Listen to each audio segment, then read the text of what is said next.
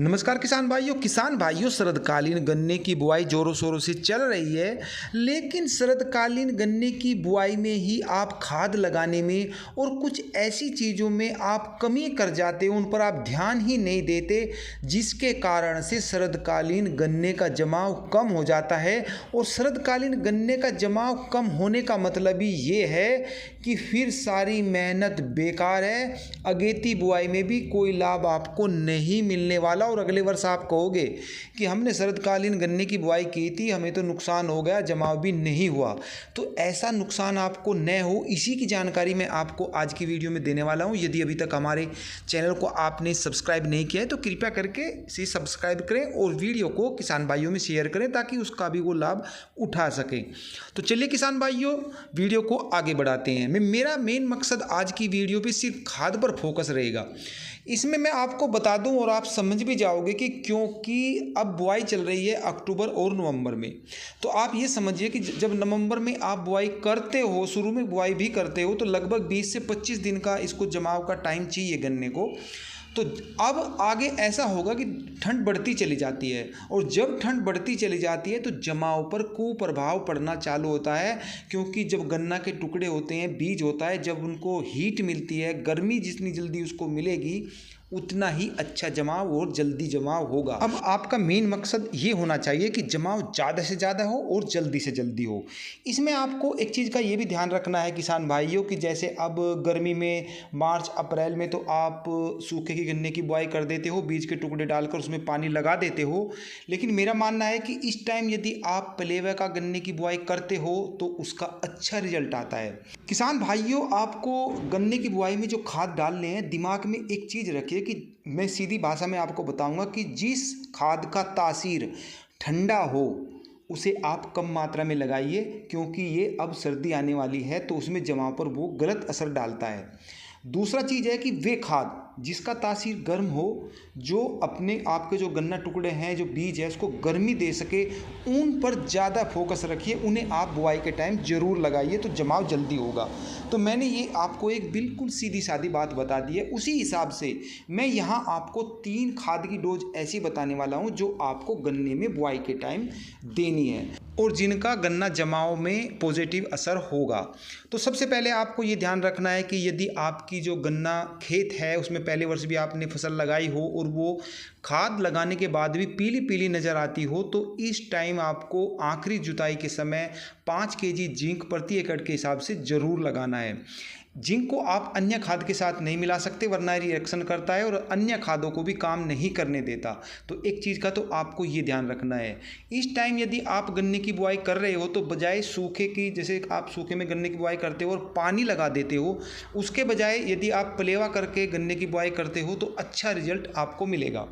अब मैं आपको पहली डोज बता रहा हूं जो आपको अपनी गन्ने की फसल में बुआई के टाइम देनी है। तो उसमें आपको 50 केजी डीएपी लेना है, डाई अमोनियम फास्फेट। इसमें 40% फास्फोरस होता है और 18% इसमें यूरिया होता है। यूरिया की मात्रा यहाँ आपको कम लेनी है। 50 केजी अक्सर किसान भाई इसमें लगाता है पर एकड़ के हिसाब से, यहाँ पर आपको केवल 20 केजी यूरिया ही लगाना है, क्योंकि ये जो यूरिया होता है थोड़ा इसका तासीर ठंडा होता है तो ये जमाव पर कुप्रभाव डालता है। इसका प्रयोग आप 20 केजी से ज़्यादा बिल्कुल ना करें, और आप 20 केजी भी नहीं करते तो भी कोई फ़र्क नहीं पड़ेगा। अगला है 3 केजी सल्फ़र 80% WDG पाउडर वाला लेना है, ये बात आप ध्यान रखें। और इसका जो तासीर होता है वो गर्म होता है, खाद का काम भी करेगा, और ये गन्ने के जो टुकड़े हैं बीज बुआई करते हो उसको ये फंगस से भी रोकेगा और साथ ही साथ उसको हीट भी देगा, जमाव में भी अच्छा काम करेगा। तो ये आपको हर हालत में लगाना है। 25 केजी पोटास लगाइए, 10 केजी सागरिका लगाइए पर एकड़ के हिसाब से। सागरिका एक मान लीजिए जैसे ऑर्गेनिक खाद होती है, बहुत अच्छा गन्ने पर रिजल्ट लाती है। यदि आपको लगता है कि आपके खेत में सफ़ेद गिडार है, ज़्यादा मात्रा में है, तो आप उसको जो पाउडर रूप में भी आती है और ये जो दानेदार होती है उस रूप में भी आती है, कई फॉर्म में ही आती है, तो 700 ग्राम पर एकड़ के हिसाब से इसका आप यूज करें। लिक्विड में भी आती है तो उसमें 500 ml लिक्विड ले लीजिए, पर एकड़ के हिसाब से लगाइए। और यदि आपको लगता है कि सफ़ेद गिडार की मात्रा ज़्यादा है तो एक दवाई डेंटेसू आती है, काफ़ी महंगी है, तो आप उसका भी इस्तेमाल कर सकते हैं, लेकिन ज़्यादा मात्रा में नहीं है तो यही काम उसमें कर जाती है, कोई आवश्यकता इसमें नहीं है। आपको लगता है कि दीमक है आपके गन्ना खेत में, जब आप बुआई करते हैं उसमें दीमक की मात्रा ज़्यादा है और भी उसमें कीट पतंगे आपको नज़र आते हैं, तो 5 केजी रिजेंट प्रति एकड़ के हिसाब से उसमें आप लगा दीजिए। बुआई के टाइम ही फिप्रोलिन इसमें सोल्ट होता है, लिक्विड भी अब ये आने लगी है, तो वो आपको 500 ml पर एकड़ के हिसाब से लगानी है। तो इसमें से आप दानेदार लगाए या लिक्विड लगाए, ये आप पर निर्भर करता है। किसान भाइयों, अब मैं आपको एक दूसरी खुराक बता रहा हूँ, बहुत ही अच्छी डोज है ये।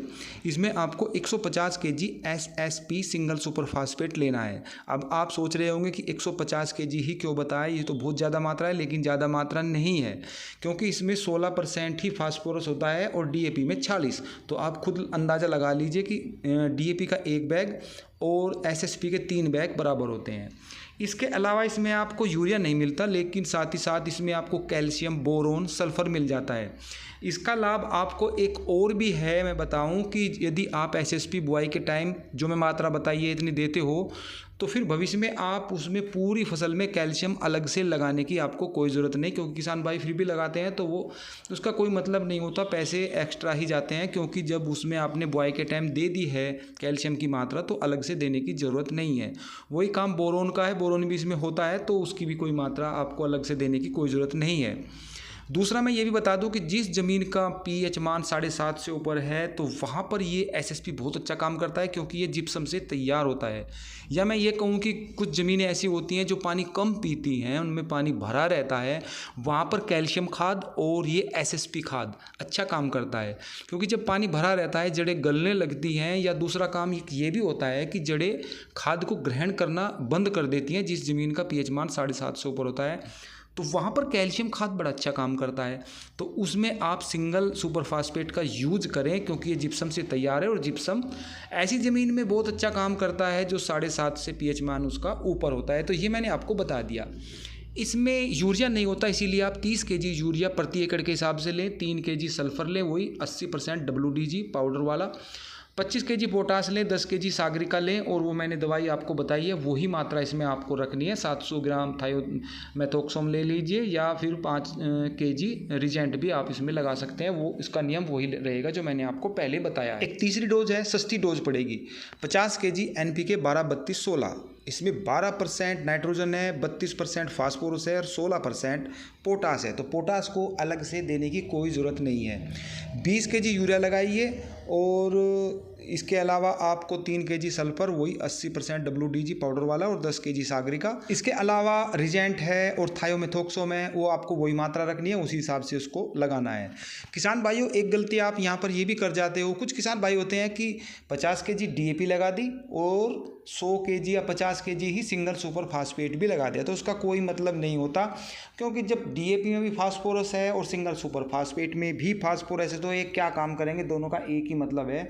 तो इसमें आपको झंझट में पड़ने की ज़रूरत नहीं है, मात्रा का आपको उसी हिसाब से यूज़ करना है। 50 केजी DAP लगाइए या फिर 150 केजी सिंगल सुपर फास्फेट लगाइए।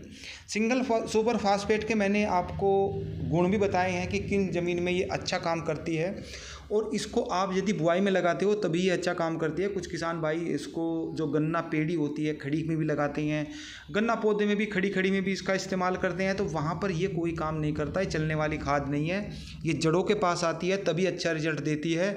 यदि आपके पास ये बैग रखे भी हैं, काफ़ी किसानों के पास ये रखे रहते हैं सिंगल सुपर फास्फेट, चीनी मिल वाला वो ज़बरदस्ती भी दे जाता है, तो इस टाइम एक मौका है, उसमें आप लगा दीजिए, तो वहाँ पर ये अच्छा काम भी कर जाता है। फिर मिलते हैं, तब तक के लिए सभी किसान भाइयों को नमस्कार।